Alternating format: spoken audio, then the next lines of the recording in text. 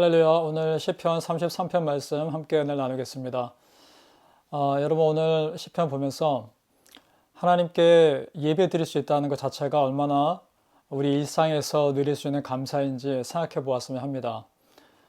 마땅히 예배 드려야 하는 것이고 마땅히 찬양하고 감사해야 하는 것인데 그것이 습관에서 나오는 관계로 반복되는 그리고 어떻게 보면 감격이 없는 그런 찬양과 예배가 혹시나 드려지고 있지 않은지 그런 질문을 오늘 시편은 우리에게 하고 있는 것입니다. 우리 1절을 먼저 함께 보겠습니다. 너희 의인들아 여호와를 즐거워하라. 찬송은 정직한 자들이 마땅히 할 바로다. 자, 여러분 우리가 예배 드립니다. 그런데 예배 드리는 가운데 우리 마음의 깊은 곳에서부터 정말 하나님을 찬양하고 감사하고 있는지 아니면 나도 모르게 그것이 습관이 되어 버리진 않았는지 그런 생각을 해보았으면 합니다.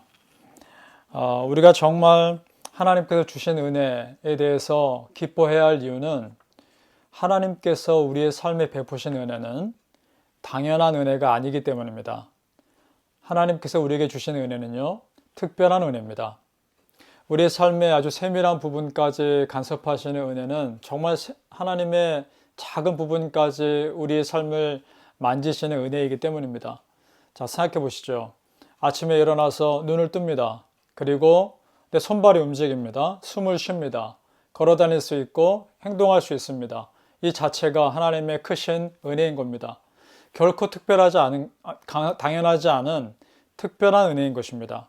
여러분 어떠십니까? 지금까지 우리가 누리고 있는 모든 삶의 작은 부분들이 너무나 당연하게 여겼던 것들이지 않습니까? 그러나 돌아보면 하나님의 특별한 은혜였던 거죠. 우리가 지금 마스크를 쓰고 다니는데요.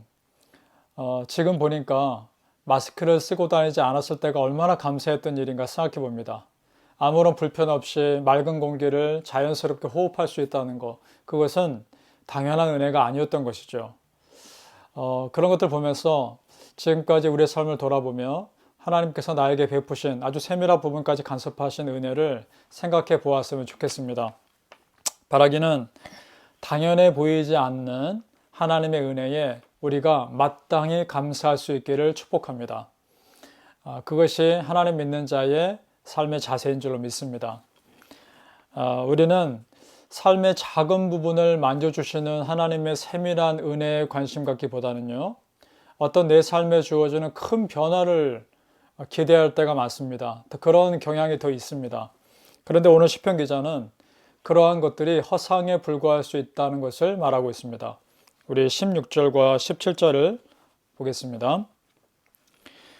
많은 군대로 구원 얻은 왕이 없으며 용사가 힘이 세어도 스스로 구원하지 못하는도다. 구원하는 데에 군마는 헛되며 군대가 많다 하여도 능히 구하지 못하는도다.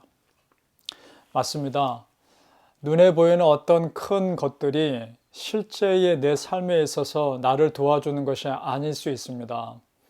여러분 우리가 지금까지요, 어떤 강한 무엇이 있어서 여기까지 올 수 있었나요? 여기까지 내가 버틸 수 있었나요? 아니면 내가 다른 사람보다 더 똑똑하거나 능력이 많아서 여기까지 올 수 있었나요?